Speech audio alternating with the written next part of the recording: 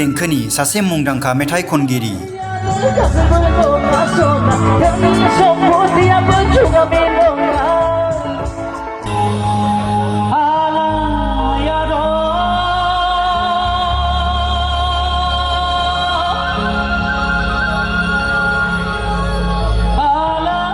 बायदि बायदि रावाव मेथाइ रोजाबना दिहुनदों बिथाङा।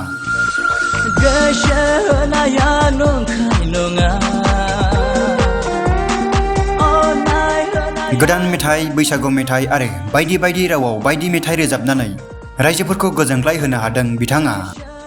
बिथांनि मुङानो जादों मोनसोम बर'।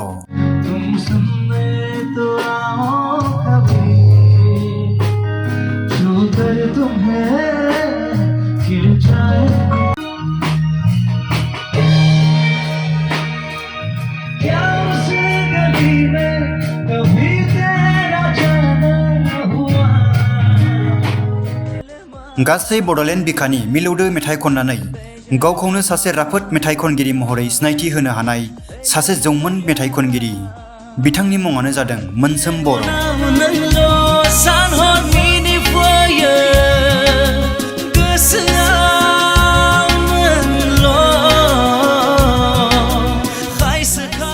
बर' रावनि अनगायैबो बिथाङा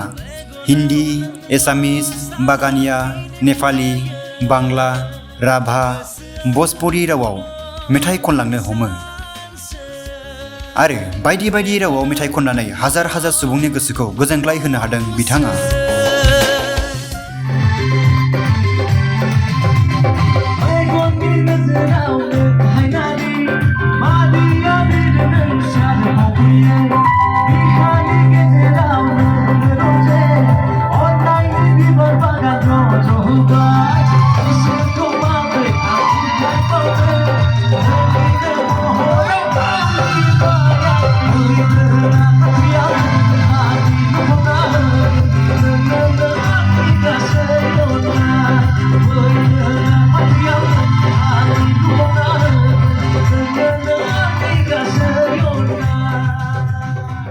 बिथाङा उदालगुरि जिल्लानि केराबारि हालामनि उलुबारि गामिनि थागिबि।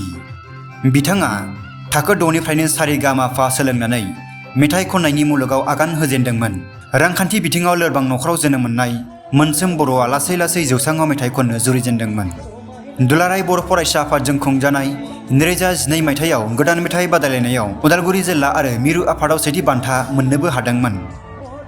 बिब्दिनो 2012 मायथाइयाव क'क्राझार गभार्नमेन्ट कलेजाव खुंजानाय ईसान मोसाहारि इन्टार कलेज गोदान मेथाइ खननाय बादायलायनायावबो सेथि बान्था मोननो हादोंमोन आरो बेनि अनगायैबो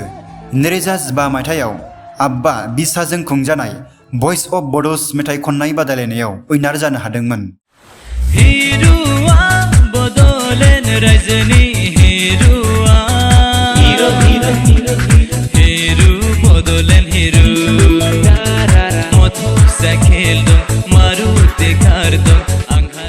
नैरोजा 11 मायथाइयाव अल इन्डिया रेडिअ गुवाहाटी बर' बिफानाव मेथाइ खनगिरि महरै सायख'जादोंमोन। बेनि अनगायैबो 2016 मायथाइयाव मेगा अडिशन फाइनाल राउन्डआव टप 30 आव सायख'जानो हादोंमोन।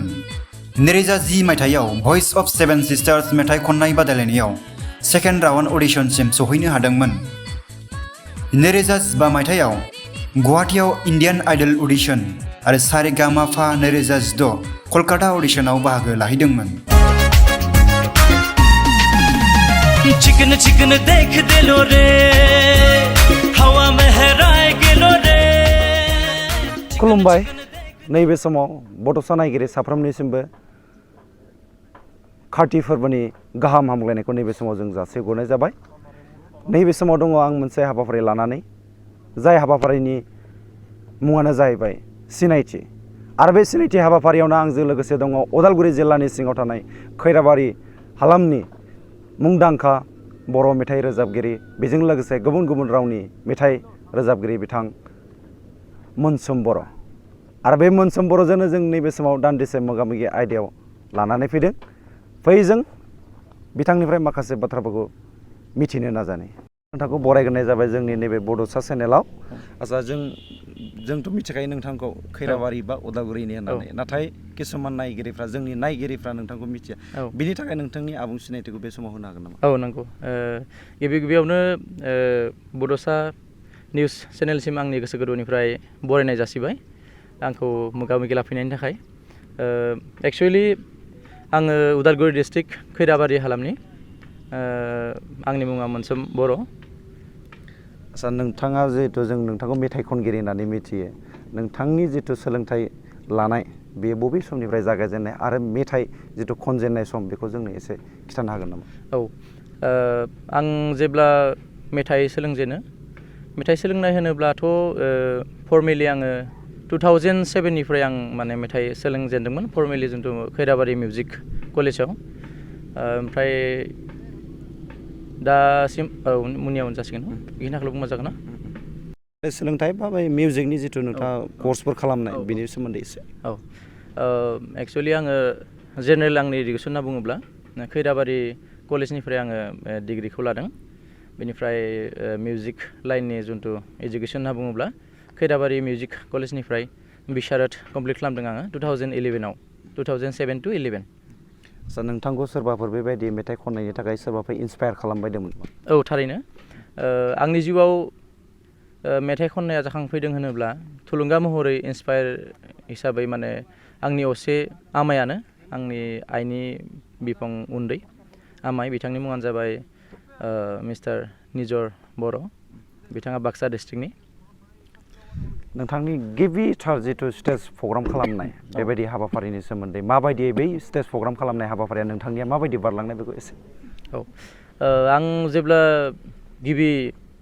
स्टेज प्रग्राम खालामो अब्लाथ' माखासे स्ट्रागोल, माखासे जेंना आं फेस खालामनो गोनां जादों। गिबियावनो आङो 2008निफ्राय आङो माने स्टेज श' खालामफेरदोंमोन। खिन्थु मेथाइ सोलोंनाया आगोलनिफ्रायनो आरो मेथाइ प्रेक्टिस बा इन्सपाइरेसन जाय बिथांखौ आं बुंदों बिथांनिफ्राय उन्दैनिफ्रायनो आङो जेनेबा थाफाबो बिदिनो खुगाबो सोलोंदों। बिथाङा बोरै खनो, बिथाङा माबायदि गाइड खालामो। माने उन्दै समाव जेब्ला LP आव फरायोमोन अब्लानो आमाइमोनाव जोङो थाङोमोन आलासि जानो। आगोलावथ' आबै आबौ होनोब्ला बिराद माने प्रिय जायोमोन नालाय, बा सामार भेकेसनफ्रावहाय मास मोनसे सम मोनो, बेवहाय जोङो आमाइमोनाव थाहैयो, आलासि जाहैयो। बेजों लोगोसे आमाइया माने बिराद मोजां मेथाइ खनो बै समाव। अब्ला जोंनि जिहेथु बर'फोरनि जिथु थासारि न'खर संसार जानायनि बेयो खोब गाज्रि। दा बेबायदि नोंथांनि बेलायाव बेबायदि रां रुफा बेबायदि नोंथांनि जिथु आवगायलांनायनि फारसे बेबायदि माबाफोर जेंनाफोर बा अबजेक्सनफोर फैनाय जादोंमोन नामा? औ, नंगौ। रांनि बेलायावथ' माने गोबां जेंना दङ। जों जेसेबांखिनि प्रग्राम खालामो, स्टेज श' खालामो, थोजाफा नङा एक्सुवेलि। जोंनि जिथु माने थांना थानायनि राहा लामा महरै थोजाफा नङा। अब्लाबो जिहेतु जों हारिमुखौ उन्दैनिफ्रायनो मोजां मोनो, जोंनि बर' हारिनि हारिमुवा बिराद मोनसे माने गुन गोनां, बिराद मोनसे सम्पद, माने गिदिर मोनसे सम्पद जोंनि हारिमुआव, माने गोबांखिनि मेहेरगोनां जोंनि हारिमुवा। बे हिसाबै जों हारिमु मोजां मोनो हिसाबै हारिमुखौ गारनो हाया जेला। जेसेबां रांनि जेंना जायानो मानो, जेसेबांखिनि न'खर संसारा माने प्रग्रामजों थोआ जाया मानो, अब्लाबो जों माने हारिमुखौ मोजां मोननाय हिसाबै दा समसिम बायदिसिना जेंनाजोंबाबो प्रग्राम गागासिनो आरो सोलिना दङ आरो हारिमुखौ लाखिलांबाय थागोन अरायबो। आच्चा जों नुनो मोनो बर' मेथाइ खनगिरि होनब्ला फ्राय बागै थारमाने बर'निल' हायो। नोंथांनि बेलायाव माबायदि? नोंथाङा बर'ल' खनो ना ओरैनो गुबुन रावनिबो बेबायदि मेथाइखौ रोजाबो? एक्सुवेलि बर' मेथाइआथ' आंनि आंगो राव हिसाबै आङो बर' मेथाइखौ बिराद मोजां मोनखानांगोन, मोजां मोनखायोबो। लोगोसे आं गुबुन रावनि मेथाइफोरबो मोजां मोनो। आरो एक्सुवेलि आंनि गुबुन हारिनि मेथाइबो दङ, जेरैहाय आदिबासि मथा मथि दोंबासो माने आदिबासि आंनि गावनिनो दङ। पक' पक' गाल होननाय दङ, लाल पारि सारि बिदि, ओमफ्राय देबारे देबा होननाय दङ। ओमफ्राय माखासे बिदिनो आरो आदिबासि दंबावो, डान्सिं नाम्बार आरो मेल'डिबो दङ। लोगोसे आसामिसबो आङो 2010आव आङो आसामिस दोंसे बानायदोंमोन। बेवहाय एक्सुवेलि खामानिखौ फोजोबनो हायासै, किसु माने टेकनिकेल उसुबिदायाव आङो माने गेजेरावनो दोनथ'नाय बायदि जादों बिदि। आरो लोगोसे स्टेज प्रग्रामाव माने बुंनो थाङोब्लाथ' स्टेज प्रग्रामाव माखासे रावनि मेथाइ खननांगौ जायो, जेराव जेरै माने बर' मेजरिटि बर' मेजरिटि जायगायाव बर' बांसिन खननांगौ जायो ओमफ्राय बेजों लोगोसे माखासे आङो ओरैबायदि मोगा मोगि जादों जे बर'ल' थाया माने कमिटिफ्राव बर' आसामिस राभा आदिबासि नेपालि बेंगलि बिदि माखासे माने मिक्सआप थायो बिहारिफोर बिथांमोनबो ओमफ्राय थायोब्ला बिदिनो सोलोंनांगौ जादों आरो मजबुर सोलोंबोदों बिदिनो ओमफ्राय दा स्टेजाव माने बर'जों लोगोसे आसामिस बेंगलि हिन्दी नेपालि आदिबासि राभा माने फ्राय खनो आरो बेखिनिखौ मथा मथि 9टा 10टासो लेंगुवेजनि माने खननाय दङ आरो स्टेजाव नोंथांनि फेभरेट मेथाइ दा नैबे समाव जोंनि नायगिरिफोरनो एसेबाबो बोनानै होनो हागोन नामा दाय गुबुन रावनियानो जा बा बर' रावनियानो जायो आं दोंसे हिन्दीखौनो एसे बोनानैसै जिहेथु आंनि जिउनि आइडल महरै बिथां बलिउडनि भार्सेटाइल सिंगार मस्ट टेलेन्टेड बिथांनि मुङानो जाबाय मिस्टार सनु निगम बिथांनि मेथाइ बिराद मोजां मोनो आङो आरो उन्दैनिफ्रायनो बिथांनि मेथाइखौ आं फल' खालामबोना दिनै बेसिम माने किसु खननायनि टेकनिकफोरखौ आङो एसे सोलोंनो हादों एसे सुंद'यै बुंसै आं अभी मुझ में कहीं बाकी थोड़ी सी है जिंदगी जागी धड़कन नहीं जाना जिंदा हूँ मैं तो अभी कुछ ऐसी लगन इस लम्हे में है ये लम्हा कहाँ था मेरा अब है सामने इसे छू लूं जरा मर जाऊं या जी लूं जरा थारैनो नोंथांनि जिथु गारां बेयाव थारैनो मिलौहाब जिथु देंखो जों बेखौ बे समाव नुनो मोन्दों जोंनिफ्रायबो आरो रोजा रोजा साबायखर थाबाय नोंथांनिसिम दा जों बे समाव बुंबावगोन जिथु नोंथाङा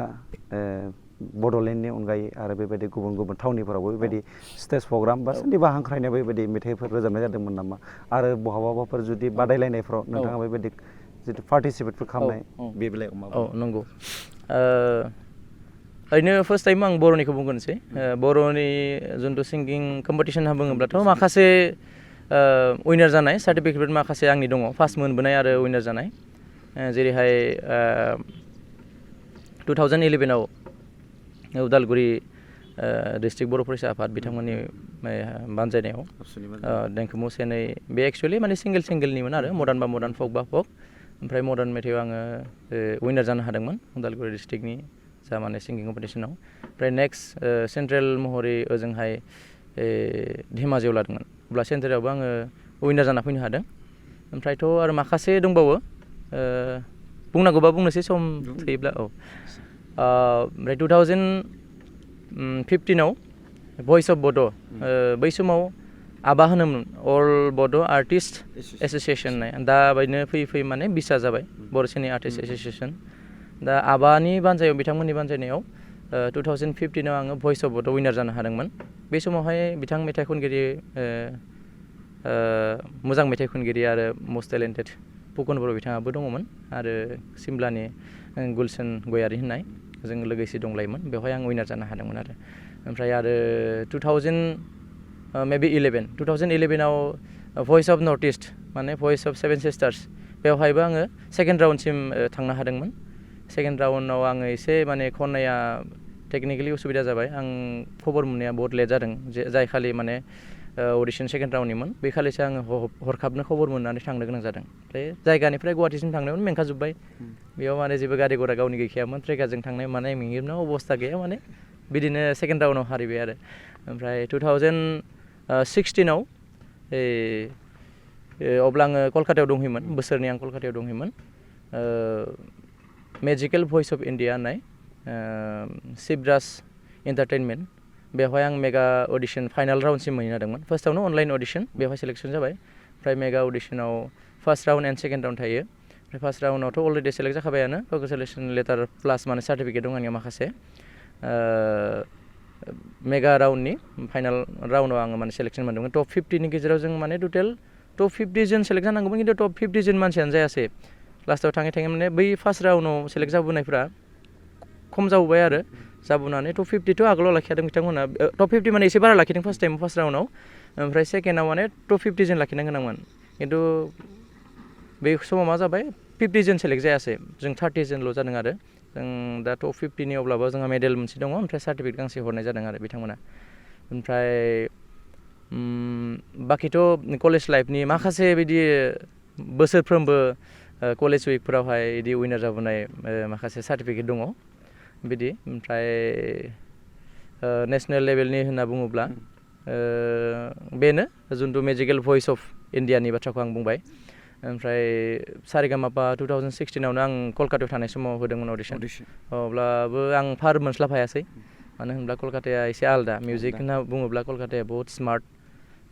जों हयथ' आंहा एसे प्रेक्टिसा खम जादों बै समाव ओंखायनो आङो सारेगामापायाव सेलेक्सन जानो हायासै ओमफ्राय गुवाहाटीयाव 2015 जागोन बेयो नेरेम इन्सटिटिउटमोन आरो माबानि खानापारा नेरेम इन्सटिटिउट अफ खानापारा बेवहाय इण्डियान आइडल माने अडिशन जानायमोन बेवहाय अडिशन होदोंमोन फार्स्ट राउन्डआव एक्सुवेलि बोरै मा जाखो आंनियानो हयथ' खननाया जास्ट बिथांमोननि थाखाय फसाय जायासै खोमा एसे हयथ' नांबागौमोन आंनियाव फोथायनाय दंमोन अब्लाबो माने आं फार्स्ट राउन्डआव एटलिस्ट फार्स्ट राउन्ड सेलेक्सन जागौमोन मा खालामनो बिथांमोननि नोजोराव बयनिबो गोबां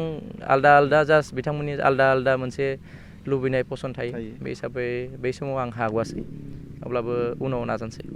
थेंक इउ आसा दासिमाव नोंथांनि गावनि सुजुनाय बेबायदि मेथाइ दोंबैसो जाखो दोंबासो दङ गावनि सुजुनाय ओमफ्राय माखासेया गुबुननि सुजुनाय माखासेफोर ओरै मेथाइ दङ बिदि आरो रायजोजों बांसिन अनसायजानाय नोंनि फेभरेट बेबायदि सं बर'नि गेजेराव बेथ' बिराद मोजां मोनसे कुइसन थेंक इउ स' माच फार्स्ट टाइमावनो आङो जाम्बा जाथाब्लाबो माने बे समाव गोदानै आङो मिउजिक सोलोंजेननायमोन फर्मेलि मिउजिक सारेगामापा अब्ला दोंसे मेथाइ आङो बर' मेथाइ बानायदोंमोन गोसो होनाया नंखाय नामा बे मेथाइखौ आङो जेब्ला खनदिनो पाब्लिकआ बिराद मोजां मोनोसै आरो जा जों नुनो मोनो दिनैसिमबो जिहेतु मनसुन बर' होननानै बुङोब्ला नैबे मेथाइआ खुगायाव फैबाय थायो रायजो जोंनि थाखाय आरो नायगिरिफोरनि थाखाय एसेबां थेंक इउ गोसो होनाया नंखाय नङा अननाय होनाया नंखाय नङा सना नों मा सानो अनजालि थै रोदायाव खर' मेलेमा गोसो होनाया नंखाय नङा अननाय होनाया नंखाय नङा सना गोसो होनाया नंखाय नङा अननाय होनाया नंखाय नङा सना नों मा सानो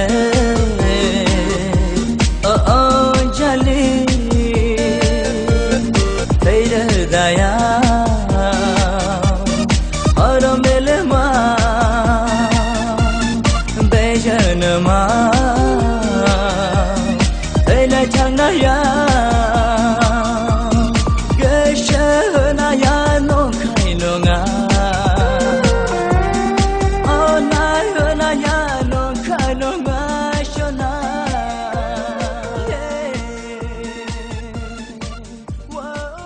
माने बै समाव एक्सुवेलि आंनि जिहेतु आइडलानो सनु निगममोन नालाय ओंखायनो एसे आं सनु निगम टाइपनि माने फल' खालामनाय हिसाबै माने बिथांनि बायदि एसे खननो नाजानायावनो एसे हयथ' किसु जायगायाव एसे मोजां जाबावनांगौआबो हयथ' खम जादों खोमा माने आंनि बोनाय माने बे समाव रावबो गाइड खालामग्रा गैयामोन नालाय अब्लाबो जा खनबाय रायजो राजा बिथांमोना नोंथांमोना आदामोना गासैबो माने आंखौ अनसायदों बेबायदि थारैनो जोंबो बुंनांगोन जिहेथु जोंबो खोनाबाय थादों ससियेल मिडियायाव नुदों सिगाङावबो जिहेतु मोनसोम बर'नि सासे सनु निगम होननानै बे बाथ्राया जोंनि गोसोआव दाबो फैबाय थायो आरो जोंबो नुबोदों थारमाने गोबां रायजो राजाफ्रानो नोंथांखौ दिनै सनु निगम होननानै दा नोंथांनियाव मोनसे सोंथि आरो नोंथाङा दासिमाव बेबायदि एलबाम मिउजिक भिडिअ बिदि फिल्म बागेराफोर बिदि बानायनाय जादों नामा आंनि जेरै आं आदिबासि बानायदोंमोन अब्ला आदिबासि मेथाइखौ आं गावनो कर्स खालामनानै सासे मा होनना बुङो लिरिक्स राइटार बिथांखौ आं लोगो मोनबाय कुशल दान्ति होनो बिथाङा बर'जनि बिराद मोजां लिरिक्स लिरो बिथाङा आदिबासिनि माखासे आरो आसामिसबो लिरदों बिथाङा लिरिक्स माखासे बेनिनो आं दोंसे बिथांखौ माने कम्प'ज खालामनो थिनबाय ओमफ्राय आदिबासि आं खनबाय आरो ओमफ्राय आंनि बे गाव माने खस्थ' खालामनानै प्रडिउस खालामनाय आङो ओमफ्राय बर' मेथाइबो दङ मुभिफोराव रल लानाय दङ आदा बिराद थेंक इउ स' माच बेखौ आङो बुंनो थाखाय सुबिदा होनायनि थाखाय गिबि खेबनि थाखाय खाफाल गोनां होनना बुंनांगोन आंहा जेबो बिदि ड्रामानि जेबो फर्मेलि एडुकेसन गैया नलेजबो बिदि एभेलेबेल गैखाया आंहा जेरै सोलोंखायाखै आं जेरावबो फर्मेलि खिन्थु आंखौ भेरगाव टटलापारा होननाय गामिनि लकेस्वर बसुमतारी बिथां दादैया आंनो मोनसे सुबिदा होनायसै बिथांनि प्रडाक्सनावनो जौगाहां होननाय प्रडाक्सन फिल्म प्रडाक्सन बिथांमोननि प्रडाक्सनाव माने बोराइ बाथौनि महिमा होननाय धोरोमारि बा समाजारि मोनसे सिनेमायाव आंखौ सुबिदा होनाय जादोंमोन बेखौ मेन रल होनगोन ना सापर्टिं एक्टर होनगोन आंबो एसे गोनो गोथोआव दङ नाथाय आं बे सिनेमायाव माने सुजुग मोनदोंमोन आरो रल खालामनो थाखाय बिदि आरो स' आंखौ बेबायदि सुजुग सुबिदा होनायनि थाखाय बहुत बहुत थेंक्स बिथां लकेस्वर बसुमतारी दादैनिसिम आरो लोगोसे बेजोंनो सेकेन्ड टाइम आं मोनसे सिनेमायाव मोनबावदोंमोन मोनफिननाय बराद होननाय बे सिनेमायाबो नखरारि समाजारि धोरोमखौ फोथायनानै माबानाय सावथुननि गेजेरजों फोसाबनाय बिदि माने सावथुनमोन बेयो बिराद मोजां मोनसे सावथुन जाय सावथुनाव आङो सुजुग मोनदों माने एक्टिं खालामनो लोगोसे माने बै सिनेमायाव आङो बेस्ट सापर्टिं एक्टर महरै माने नमिनेसन सेलेक्सन जादोंमोन अब्ला थुक्राझार ना मा होनगौमोन नामा बेवहाय बिसानि जिथु माने आफाद बिसा बर' सिने आर्टिस्ट एस'सियेसन बिथांमोननि सेन्ट्रेलनि माने एनुवेल कनफारेन्स बेवहाय आं नुजाहैनो मोन्दोंमोन बिथांमोना हांख्राय हरदोंमोन माने बेस्ट सापर्टिं एक्टर हिसाबै जों साथाम सेलेक्ट खालामो नालाय नमिनेसनाव बेवहाय आंबो नमिनेसन सेलेक्सन जादोंमोन आरो बिदि ओमफ्राय बान्था मोननाय हिसाबैथ' आंनि बे मोननै सिनेमायाव आंनि माने मेथाइ खननाय गैया आदा जितेन बसुमतारी बिथांनि दङ ओमफ्राय नितामुनि बिनानावनि दङ बिथांनि आरो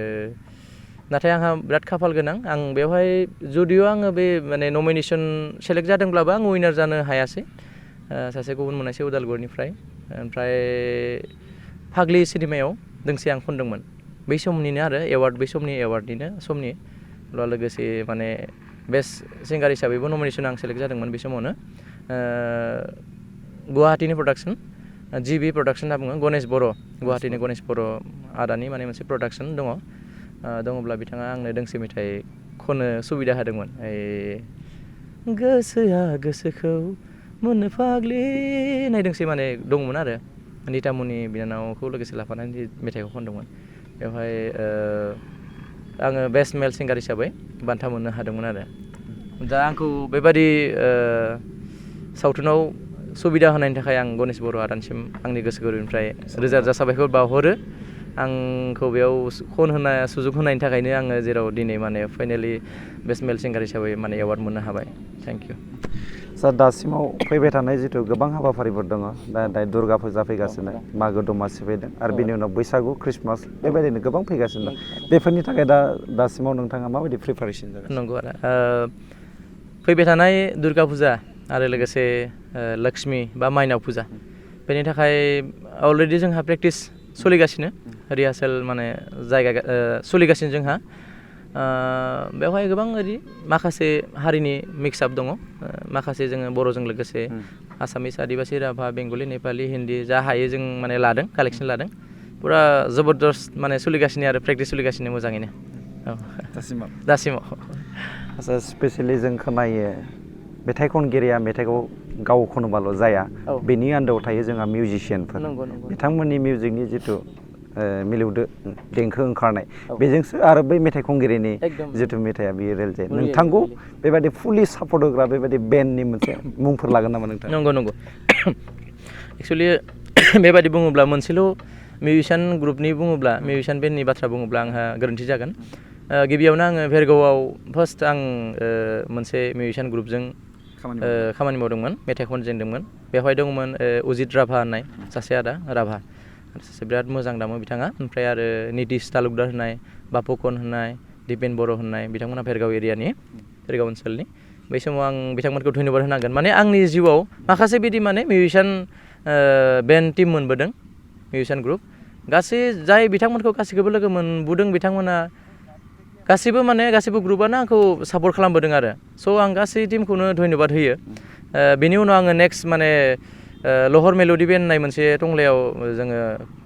मिउजिशियान ग्रुप खुलिदोंमोन दा बिथांमोना इलिसा बर' बिथांजों दामगासिनो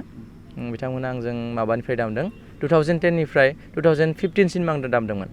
ओमफ्राय उनाव मा जाहैबाय आं अब्ला कलकातायाव दंमोन नालाय लास्ट माने 2015-16 बिदि कलकातायाव दङमोन फैनाय समाव एसे लेट जानायनि थाखाय बिथांमोना माने आं बुंबाय जे दे आंहा एसे लेट जासिगोन अब्ला आङो फुकनखौबो लोगोसे जोङो लांफायोमोन मालाबा प्रग्रामाव बिदिनो जयैबो मालाबा जयै प्रग्राम खालामबोयोमोन जोङो खालामोबा फुकनाबो जिहेतु टिमाव दङमोन नालाय फुकन बिथांखौ आङो ग्रुपखौ सामलायनो थाखाय होबाय आरो ग्रुप माने बे मोनसे ग्रुपजों माने फुकना प्रग्राम खालामथोंसै होननानै हगारथ'बाय आङो अब्लाबो बिथांमोना बैसागु सिजोनाव दामदोंब्लाबो अफ सिजोनाव आंजोंनो प्रग्राम खालामदोंमोन आरो बे समाव ओमफ्राय नेक्स्टआव जाबाय मा रेइनब' मिउजिक बेन्ड होननाय रेइनब' मिउजिक बेन्डआ बिथांमोना मा 2015निफ्रायनो दामदों आंनो बैसागुनिफ्राय माने अफ सिजोनावसो बै बिथांमोना दामदों माने लहर मेल'डि बेन्ड माने लास्ट अफ सिजोनाव दामनानै आंजों दामासै आरो आं माने गावनि बेन्ड बानायखाबाय नालाय उनाव नेक्स्टआव रेइनब' मिउजिक बेन्ड होननाय बे बेन्डआ दा बर्थमान नितामुनिजों दामो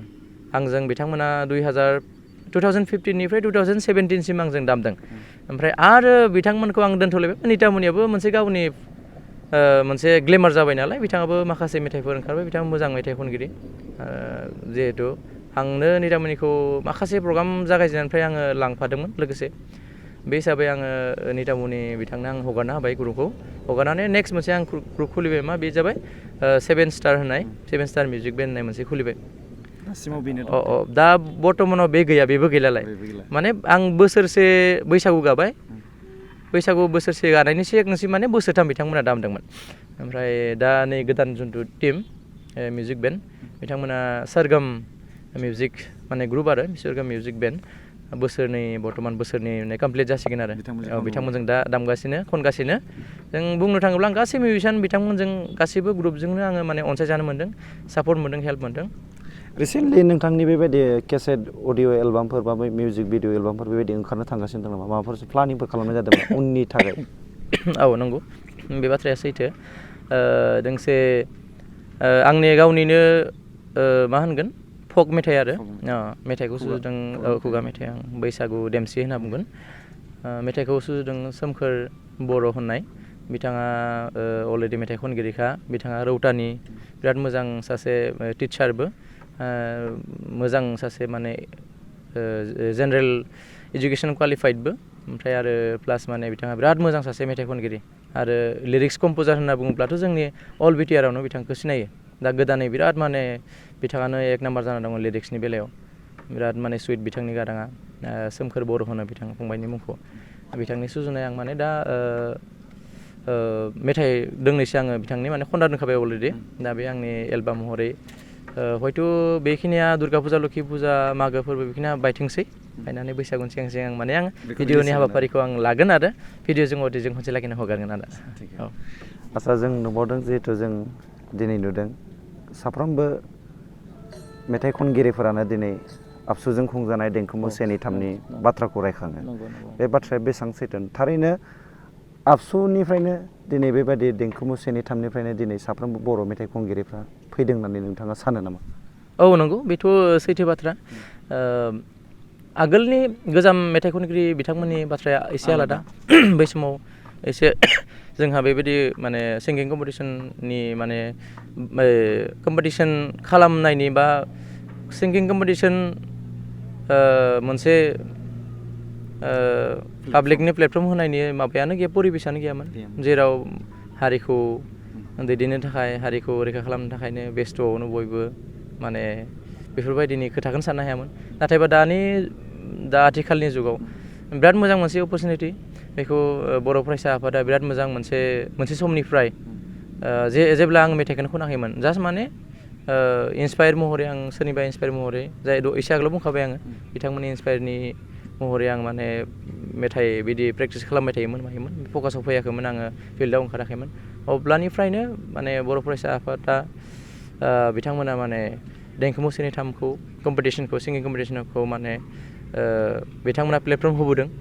बर' हारिनि गेजेराव बिराद मोजां माने बाथ्रा बियो आरो बर' फरायसा आफादखौ बहुत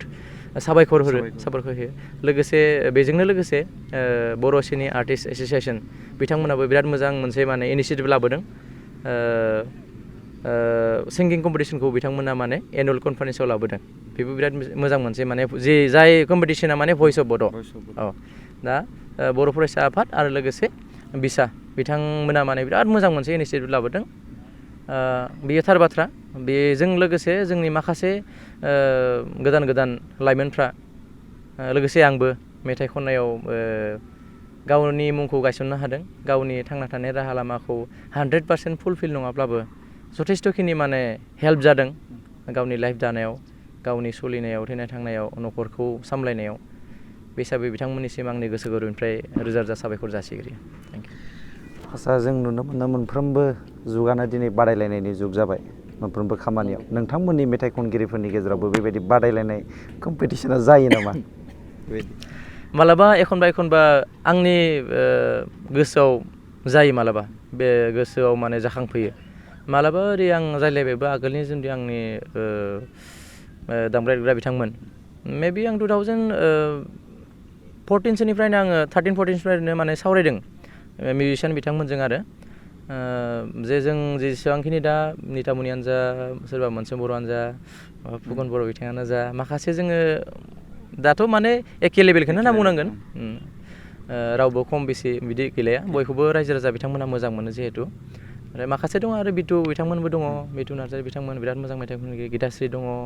इलिसा दङ सोमखोर दङ ओइ गुरेसरनि रबिन दङ आरो देरहासार दङ कपिल दङ माखासे मेथाइ खनगिरि बिथांमोन मोजां दङ बाक्सानिफ्राय लैथोमा दङ पबन दङ गासिबो ज' नांनानै मोनसे माने सिंगिं कम्पिटिसन जायोब्ला बिराद मोजां मोनगोन आं बेखौ आं 2013-14 निफ्रायनो माने एक्सुवेलि आङो सावरायबोदोंमोन मिउजिशियान बिथांमोनजों जों माने एक्सट्रा मोनसे माने कम्पिटिसन मोनसे बानायगोन होननानै जुदि बयबो लोगोसे सापर्ट खालामलायोबा आरो ओरैनोथ' जों बेबायदि कम्पिटिसन नुफेराखैबो अलरेडि माने सिंगार जाखांनाय उनाव बिदि कम्पिटिसन नुफेराखै दा बेफोरबायदि खालामनो हायोब्लाथ' मोजां आं बेयाव माने अलवेज 100% माने सापर्ट दङ ओंखारबोनांगौ आरो बेटारनिख्रुइ बेटार माने गुडनिफ्राय बेटारनिफ्राय जिहेतु बेस्ट ओंखारगोन अब्ला आरो मोजांनि बाथ्रा साबसिननिख्रुइ साबसिन ओंखारबावब्ला बिदि कम्पिटिसन होनानै थेंक इउ सार नोंथांनिसिम जोबथारनायाव मोनसे सोंथि जिहेतु नोंथाङा खोब नायनोबो समायना आरो हेन्डसाम नोंथाङा दासिमाव बेबायदि हाबा जादोंना जायाखै जाबाय एकदम गासैबो रायजो राजा नोंथांमोनखौबो आङो बे बड'सा निउस चेनेलनिफ्राय आङो फोरमायनो सानो आरो माखासेयानो मोनथिगौ हयथ' माखासेया मोनथिया 2021आव आं डिसेम्बरनि 15आव आंनि गोथार जुलिया जाना थांबाय दा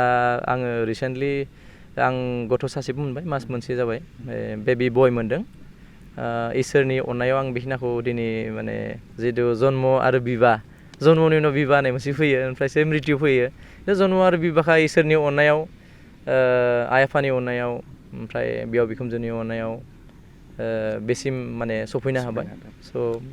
थेंक गड होनना बुंनांगोन सोंथि जिथु नोंथाङा जिथु गोबां खस्थ'निफ्राय फैबाय बेबायदि मोनसे सम फैदोंमोन नामा जि समाव थारमाने नोङो मेथाइ खननायखौनो आं दिनै ज्राब गारनोसै आरो आं गुबुन लामायाव आगान सुरनोसै बेबायदि थासारिफोर नोंथांनि जिउआव फैदोंमोन नामा आरो बेजों लोगोसे दा जोंहा उथिबोबाय थानाय फैबाय थानाय जिथु जोंनि लाइमोन सेंग्रा सिख्ला बा गोदान खनगिरिफोर बिथांमोननि थाखाय जोबथानायाव नोंथाङा मा मेसेज होगोन आरो नोंथांनि बै सम जि समा दिनै नोंथांखौ आं मेथाइ खननायनिफ्रायनो गोजानाव थानोसै बेबायदि माबा मोनसे बुब्लिफोर फैदोंमोन नामा बे बेलायाव नंगौ बे बाथ्राया बिराद इन्टारेस्टिं आंनि लाइफनि आरो मालाबाबो आङो जिउआव बावगारनो हाया बे फंसे बाथ्राखौ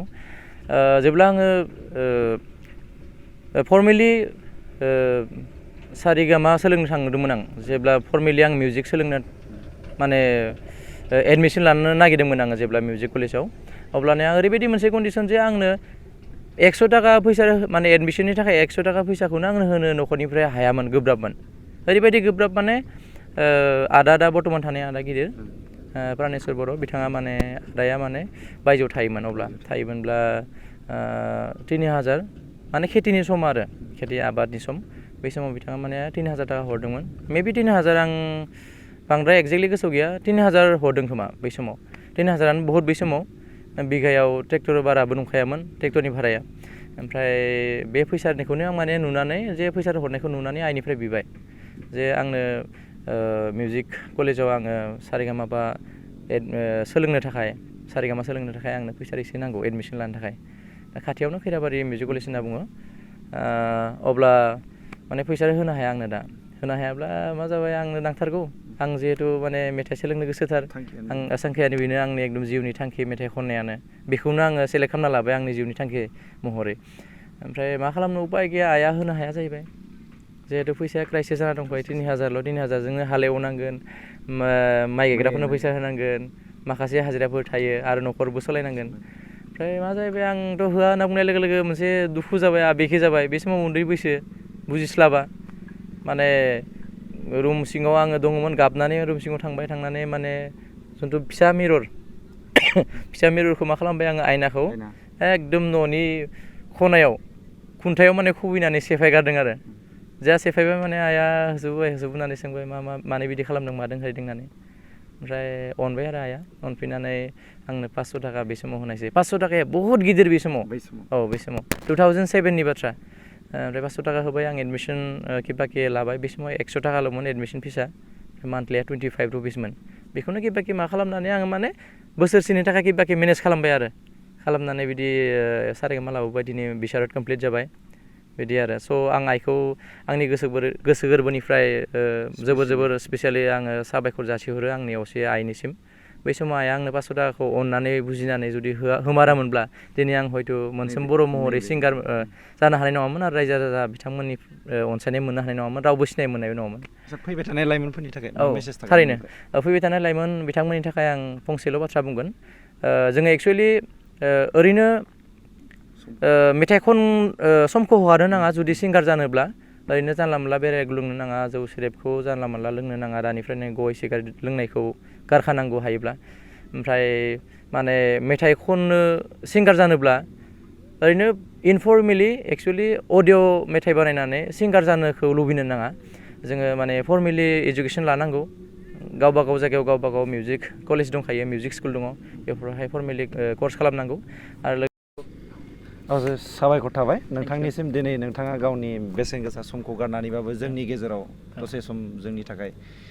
गावनि बेसेन गोसा समखौ गारनानै बेयाव फैबाय बाहागो लाफैबाय आरो नोंथांनि जिथु जिउ जारिमिन बेखौ नोंथाङा जोंनि नायगिरि आरो जोंनो फोरमायबाय जोंबो मोजां मोनदों निस्सय आरो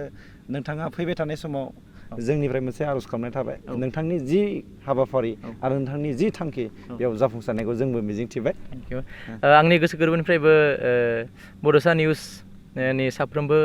आदामोननिसिम आंनि गोसो गोरबोनिफ्राय रोजा रोजा साबायखर जासिहरो आरो आंनि बेनो गिबि खेब मोगा मोगि आं मेक्सिमाम ससियेल मिडियायाव फैबाङानोखा खम फैयो अब्लाबो आदामोननि हेफाजाबाव आदामोननि अननायाव दिनै आङो फाइनेलि फार्स्ट टाइम माने निउसाव फैनो मोनबाय बा पाब्लिकनि गेजेराव आङो नुजाथिनो मोनबाय आरो रायजो राजा बिथांमोनखौ फिन खनसेबो आंनि गोसो गोरबोनिफ्राय माने खुलुमनाय सिबिनायखौ जासिहरो गोजोन्थों थारैनो साफ्रोमबो सुबुंनि जाफुंसारनायनि आन्दोआव गावबा गावनि मोनसेबाबो पार्सनेलिटि बाथ्राया थायो मनसुम बर' बिथाङा जाहैबाय मुंदांखा बर' मेथाइ रोजाबगिरि आरो गुबुन गुबुन रावनि मेथाइ रोजाबगिरि बयजोंबो सिनायजानाय मिथिजानाय बिथाङा दिनै जोंनि नैबे बड'सानि दिनैनि सिनायथि जि हाबाफारि बे हाबाफारियाव बाहागो लाफैबाय जोंबो बिथांनि जानानै बाथ्रा बुंबाय आरो बिथांखौ जोंबो साबायखर बावबाय आरो फैबाय थानाय समाव जोंनि बड'सा न'खरनि जानानै बिथांनि जिथु गोजोन हास्थायनानै जोंबो बे समाव अबं गसाइनिसिम आर'ज गाबबाय नैबे समाव आं भिडिअ जार्नालिस्ट बिथांजों लोगोसे तामुलपुरनिफ्राय सोरांसार बाग्लारिनि खौरां